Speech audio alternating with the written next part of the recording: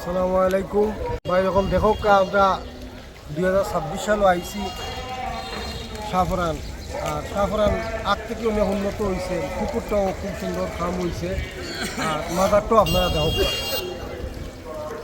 আবার দেখা হইব ইনশাআল্লাহ।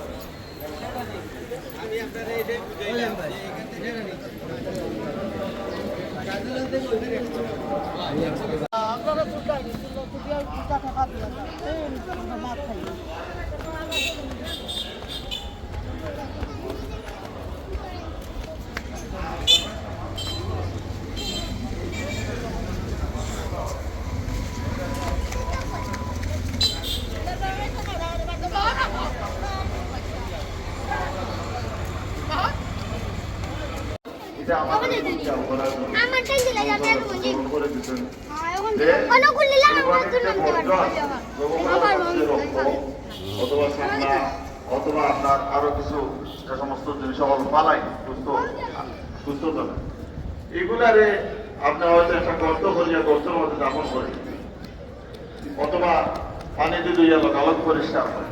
এটা কিন্তু খুবই জরুরি। পরিষ্কার পরিচ্ছন্নতা ইমানের অঙ্গ।